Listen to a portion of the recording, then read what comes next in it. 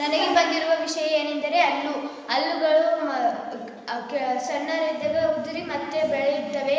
ಅವು ಮತ್ತೆ ಉದುರುವುದಿಲ್ಲ. ಸಣ್ಣರಿದ್ದಾಗ ಹುಟ್ಟುವ ಹಲ್ಲುಗಳನ್ನು ಹಾಲು ಹಲ್ಲು ಎಂದು ಕರೆಯುತ್ತೇವೆ ಮತ್ತು ದೊಡ್ಡ ಹಲ್ಲುಗಳನ್ನು ಶಾಶ್ವತ ಹಲ್ಲುಗಳೆಂದು ಕರೆಯುತ್ತೇವೆ. ಮತ್ತು ಹಲ್ಲನ್ನು ಬ್ರಷ್ ಮಾಡಬೇಕು, ಇಲ್ಲಾಂದರೆ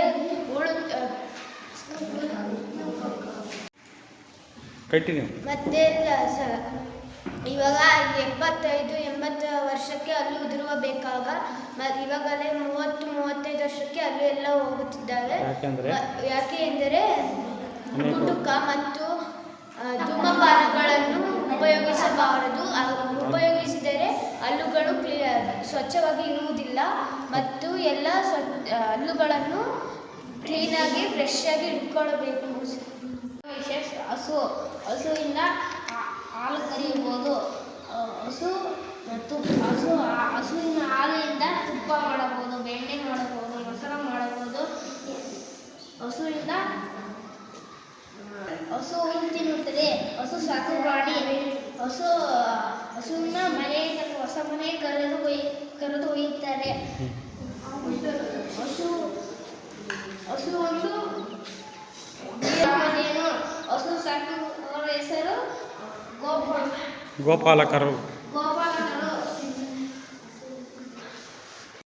ನನಗೆ ಬಂದಿರುವ ವಿಷಯ ಮೈಸೂರಿನಲ್ಲಿ ಅನೇಕ ಜನರು ಇದ್ದಾರೆ. ಮೈಸೂರಿನಲ್ಲಿ ಇದು ಚಾಮುಂಡಿ ಬೆಟ್ಟದಲ್ಲಿ ಚಾಮುಂಡೇಶ್ವರಿಯ ದೇವಸ್ಥಾನವಿದೆ.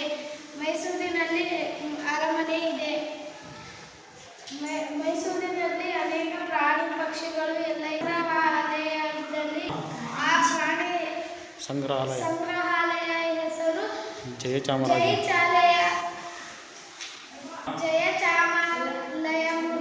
ಮೃಗಾಲಯ.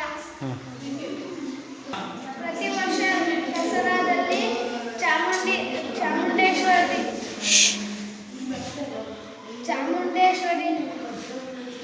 ಪ್ರತಿ ವರ್ಷ ಚಾಮುಂಡಿ ಬೆಟ್ಟದ ಚಾಮುಂಡೇಶ್ವರಿಯ ಮೂರ್ತಿಯನ್ನು ಅಂಬಾರಿಯ ಮೇಲೆ ಕೂರಿಸಿಕೊಂಡು ಬೀದಿಗಳಲ್ಲಿ ಏನು ಮಾಡ್ತಾರೆ? ಬಂದಿರುವ ವಿಷಯ ಪೊಲೀಸ್. ನಾನು ಪೊಲೀಸ್ ಆದರೆ ಎಲ್ಲ ಅಧಿಕಾರಿಗಳನ್ನು ಲಂಚತನವನ್ನು ತೆಗೆದುಹಾಕ್ತೀನಿ. ಗುಟಕಗಳನ್ನು ಬ್ಯಾನ್ ಮಾಡಿಸ್ತೀನಿ. ಧೂಮಪಾನವನ್ನು ಬ್ಯಾನ್ ಮಾಡಿಸ್ತೀನಿ. ಯಾರಿಗೆ ಅನ್ಯಾಯ ಇರ್ತದೆ ಅವರಿಗೆ ನ್ಯಾಯ ಕೊಡಿಸ್ತೀನಿ. ಯಾರು ತಪ್ಪು ಮಾಡಿರ್ತಾರೆ ಅವನ್ನ ಜೈಲಿಗೆ ಹಾಕ್ತೀನಿ. ಸ್ವಚ್ಛ ಆಹಾರ ತಿಂದರೆ ದೇಹಕ್ಕೆ ಶಕ್ತಿ ಸಿಗುತ್ತದೆ. ಸ್ವಚ್ಛ ಆಹಾರ ತಿನ್ನಬೇಕು.